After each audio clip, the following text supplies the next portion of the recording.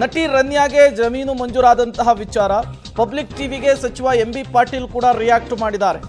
ಆ ಪ್ರಕರಣಕ್ಕೂ ನಮ್ಮ ಸರ್ಕಾರಕ್ಕೂ ಯಾವುದೇ ರೀತಿಯ ಸಂಬಂಧ ಇಲ್ಲ ಅಂತ ಹೇಳಿ ಸ್ಪಷ್ಟನೆ ಕೊಟ್ಟಿದ್ದಾರೆ.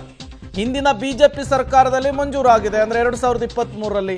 ನಮ್ಮ ಸರ್ಕಾರಕ್ಕಾಗ್ಲಿ ನಮಗಾಗ್ಲಿ ಈ ವಿಚಾರಕ್ಕೆ ಸಂಬಂಧಪಟ್ಟಂತೆ ಯಾವುದೇ ರೀತಿಯ ಲಿಂಕ್ ಇಲ್ಲ ಅನ್ನುವಂತಹ ಹೇಳಿಕೆಯನ್ನು ಕೊಡುವ ಮೂಲಕ ಸ್ಪಷ್ಟನೆ ಕೊಡುವಂತಹ ಕೆಲಸವನ್ನ ಕೈಗಾರಿಕಾ ಸಚಿವರು ಮಾಡಿದ್ದಾರೆ. ನಾನು ಮಾಧ್ಯಮದಲ್ಲಿ ನೋಡಿದ್ದೀನಿ. ಇದು ನಮ್ಮ CEO ಇದಾರಲ್ಲ, KADB CEO, ಇದಕ್ಕೆ ನಾನು ಉತ್ತರ ಕೊಡೋಕ್ಕೆ ಬಯಸಲ್ಲ. CEO KADB ನಿನ್ನೆ ಉತ್ತರ ಕೊಟ್ಟಿದ್ದಾರೆ. ಇದು ಜನವರಿ 23 ಅಂದರೆ BJP ಹಿಂದಿನ ಸರ್ಕಾರದಲ್ಲಿ ಹೈ ಲೆವೆಲ್ ಕಮಿಟಿಯಲ್ಲಿ ಇದು ಅಲೋಕೇಶನ್ ಆಗಿದೆ ಏನ್ರಿ. ಸೊ ನಮ್ಮ ಈ ಸರ್ಕಾರಕ್ಕೂ ಅಥವಾ ನಾವು ಬಂದಮೇಲೆ ಅದನ್ನು ಕೂಡ ಸಂಬಂಧ ಇಲ್ಲ.